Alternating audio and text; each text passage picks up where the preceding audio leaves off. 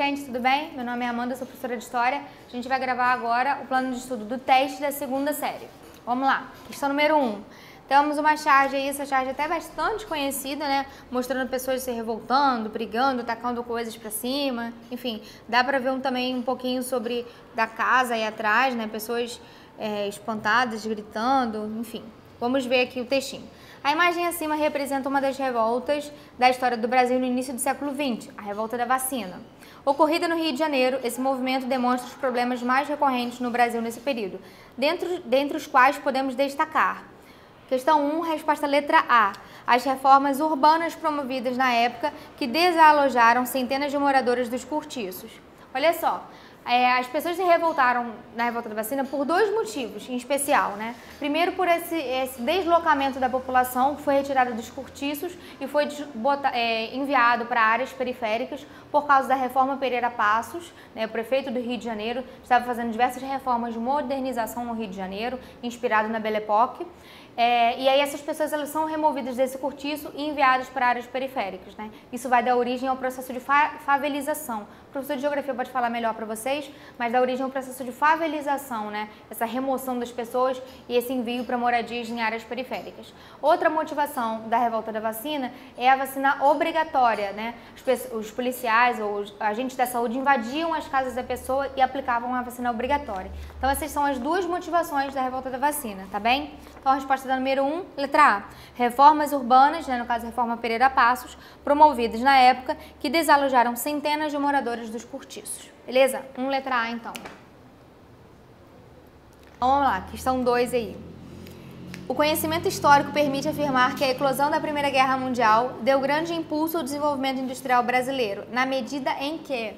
Resposta da 2, letra B de bola. A conversão da indústria europeia à produção bélica levou a uma diminuição gradual das importações brasileiras de produtos industrializados, com um consequente estímulo à produção nacional. Olha só, com o acontecimento da Primeira Guerra Mundial, as pessoas estavam mais preocupadas em produzir insumos ou produzir produtos que fossem para a guerra, como, por exemplo, indústria bélica, vestimentas, calçados, alimentos, né? Então, acaba que outros produtos eles ficam um pouco de lado. Isso vai fazer com que esses produtos sejam mais caros para o Brasil comprar e vai dar um pontapé no processo de industrialização brasileira, tá? Que vai fazer com que a gente comece a produzir para abastecer o nosso próprio mercado interno. A gente chama isso de substituição de importações. A gente deixa de comprar lá de fora para produzir aqui dentro. E aí que no final do texto está falando assim, ó... O modernismo nasceu no São Paulo, não há quem deixe de apontar o quanto o desenvolvimento industrial na cidade alimentou a esperança de que a modernização do país e tal. Olha só, essa questão industrial, né, questão de desenvolvimento industrial, vai acabar gerando uma modernidade no Brasil, tá bom? Esse texto nem é fundamental para resolver a questão, não. Dá para resolver a questão sem o texto, mas dá para associar essa questão de modernização à questão industrial e, de repente, resolver a questão 2, tá bem? Então, questão 2, resposta letra B de bola. Questão 3. A destruição de Canudos se deveu menos ao antirrepublicanismo do Conselheiro, Antônio Conselheiro, liderança, né, do movimento de Canudos, da Guerra de Canudos, do que a fatores como a atuação da Igreja contra o catolicismo pouco ortodoxo dos beatos e as pressões dos proprietários de terra contra Canudos, cuja expansão trazia escassez de mão de obra e rompia o equilíbrio político da região. Então aí, questão 3 tem letras A e B para a gente responder, para a gente escrever. Identifique e explique os fatores que, segundo o texto, motivaram a campanha de Canudos entre 1896 e 1897. Bem, nós temos duas questões então para falar sobre, dois fatores, né, para falar sobre a Guerra de Canudos com base nesse texto. Primeiro é a questão religiosa, tá? Antônio Conselheiro, ele colocava em risco o poder da igreja, ele como sendo uma liderança religiosa e uma liderança muito carismática para o pessoal de Canudos que se revoltava, né? Ele acabava tirando a influência da igreja sobre aquelas pessoas que estavam ali seguindo o conselheiro e seguindo seus ensinamentos, se revoltando, né, contra a oligarquia, tá bem? E a outra questão que a gente tem é uma questão econômica. Canudos acaba se colocando como uma alternativa ao poder local dos coronéis, tá? Olha só. Canudos vai se tornar um arraial para onde as pessoas vão fugir, né, ou vão se abrigar, fugindo da influência, fugindo do poder dos coronéis que mandava nas pessoas, que impunha castigos caso as pessoas não pagassem os impostos devidos aos coronéis, enfim. Esse poder, e assim, um poder brutal, é um poder violento mesmo dos coronéis em relação a essas pessoas, se convertia, né, com o Arraial de Canudos, numa alternativa para a população, diante desse poder todo dos coronéis, tá bom? Desse coronelismo, ok? Então, letra B. Relacione o episódio de Canudos ao panorama político e social na Primeira República. Olha só, mesmo com o acontecimento da República, os problemas sociais não deixaram de existir, tá? A gente teve uma transição, né? A gente acabou a monarquia ou acabou o Império Brasileiro, entramos na República, mas mesmo assim essas questões sociais, esse abandono da população, a miséria, a carestia, a massa da população mais pobre, né, sendo abandonada pelo poder político, isso não mudou, tá bem? Não mudou na Primeira República, mesmo vindo se tornar um movimento, ou a República se tornando uma coisa moderna, tá? Em relação ao Império, né? Uma das coisas que os republicanistas diziam era que, os republicanos diziam, aliás, era que o Império, a monarquia, ela remetia ao atraso, enquanto a República remetia ao progresso. Mas assim, progresso para quem? Porque essa população mais pobre continuava na miséria, continuava abandonada pelo poder do Estado. Então, não teve solução, tá? Então, o episódio de Canudos é uma insatisfação da população diante desse abandono da República, ok? Vamos para a próxima questão, questão 4. A imagem a seguir é uma foto que retrata a marcha dos 18 do Forte, ocorrida em 5 de julho de 1922, quando o Forte de Copacabana, no Rio de Janeiro, foi tomado durante um levante militar. Aí temos uma imagem aí, né, de diversas pessoas marchando por Copacabana, se revoltando. Diversas não, né? Temos só 18 pessoas aí, né? O movimento 18 do Forte tem esse nome porque foram somente 18 pessoas. Esse movimento está relacionado a quê? A que está relacionado esse movimento dos 18 do Forte? Resposta da questão 4, letra E. Ao tenentismo, movimento nacionalista que propunha reformas na estrutura do poder político oligárquico do país. Olha só, os tenentes, eles acreditavam que somente eles poderiam salvar o Brasil da corrupção ou mudar a estrutura do Brasil, tá? E nós temos dois principais movimentos tenentistas nesse momento aqui de República do Brasil, de Primeira República, que é o 18 do Forte e a Coluna Prestes, tá? Esses ambos são movimentos tenentistas. Então, questão 4, resposta letra E. Ao tenentismo, movimento nacionalista, ok? Vamos à questão 5. Temos aí uns versos de Aldir Blanc e João Bosco. Vamos ler. Há muito tempo, nas águas do Guanabara, o dragão do mar reapareceu na figura de um bravo marinheiro, a quem a história não esqueceu. Conhecido como Almirante Negro, tinha a dignidade de um mestre-sala. Rubras cascatas jorravam nas costas dos negros, entre cantos e chibatas, inundando o coração do pessoal do porão, que, a exemplo do marinheiro, gritava não. Gente, o texto está super tranquilo para a gente adivinhar a qual revolta está fazendo referência, né? Que é justamente a questão 5, letra A. Identifique o movimento a qual a composição acima se refere. Olha só, tá falando aí chibata, tá falando do Almirante Negro, tá falando jorravam cascatas das costas dos negros. Essas cascatas são cascatas de sangue devido a essas chibatas, tá? Então, o movimento, revolta da chibata, bem tranquilo. Letra B. Explique as motivações que desencadearam esse movimento. Olha, o próprio textinho já está ajudando a gente a resolver também, tá? Como eu falei, né? Os castigos físicos, né? Ou essas chibatadas que os marinheiros sofriam como punição, tá? Os castigos físicos eram extremamente violentos. Inclusive, o estopim para essa revolta foi quando um marinheiro foi condenado a 200 chibatadas, né? Como castigo físico. E também as péssimas condições de trabalho nos navios. Tem aí falando, o pessoal do porão, né? As condições dos navios eram horríveis, tá? Então, a revolta da chibata teve essas duas motivações. Esses castigos físicos, né? Que é a principal motivação.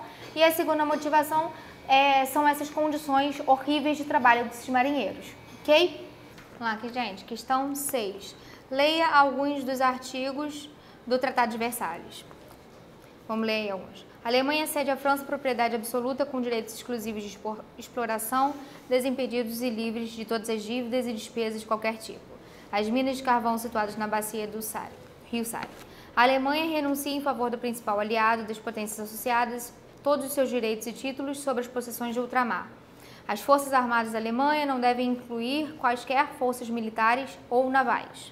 Os governos aliados e associados exigem e a Alemanha promete que fará compensações por todos os danos causados à população civil das potências aliadas e associadas à sua propriedade durante o período de beligerância de cada uma. A partir da leitura dos artigos transcritos, é correto afirmar que o Tratado de Versalhes, resposta da 6, letra E, impôs duras sanções à Alemanha no final da Primeira Guerra Mundial, fazendo ressurgir um nacionalismo exacerbado e reorganizando as forças políticas do país. Olha só por ler aí os artigos do Tratado de Versalhes, você percebe como a Alemanha foi prejudicada após a Primeira Guerra, porque todos os países culparam a Alemanha pela Primeira Guerra Mundial ter acontecido, e por causa disso ela perdeu terras, né, perdeu possessões no ultramar, e ficou impedida de desenvolver seu meio militar, né, suas forças militares, e também teve que pagar altos impostos, né, altas despesas gastas pelos países aliados, tá, na Primeira Guerra. Então, o Tratado de Versalhes ele é uma punição à Alemanha por ter perdido a Primeira Guerra e os aliados como consideraram, né, que ela venceu, que ela começou a Primeira Guerra, né? Então, resposta letra E. O Tratado de Versalhes impôs duras sanções à Alemanha no final da Primeira Guerra, fazendo ressurgir um nacionalismo exacerbado e reorganizando as forças políticas do país. Isso aí é o que a gente vai ver com o nazismo, né? E daqui a pouco a Segunda Guerra Mundial, enfim, esse nacionalismo exacerbado, essa questão de pertencimento na Alemanha, essa questão ufanista toda vai acontecer após o Tratado de Versalhes. Beleza? Questão 7. A Revolução Russa de outubro de 1917 foi liderada por Lenin e os revolucionários. Que ações eles prometiam? Olha só, a questão 7, ela combina muito com a questão 9, porque a questão 9 pede para você diferenciar a Revolução de Fevereiro e a Revolução de Outubro, né? Vou ter aqui para vocês alguns tópicozinhos para diferenciar. E a questão 7 está perguntando somente sobre a Revolução de Outubro, o que eles prometiam. Olha, a Revolução de Outubro ela foi um aprofundamento da Revolução de Fevereiro, só que com um caráter um pouco mais radical.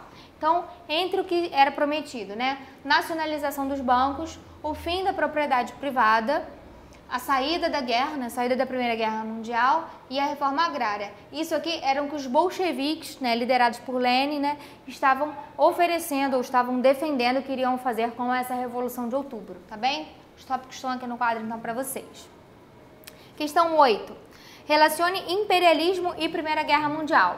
Como é que a gente pode relacionar esses dois? O imperialismo é essa busca por novas terras, por novas colônias, né, novos territórios. E o que isso tem a ver com a Primeira Guerra Mundial?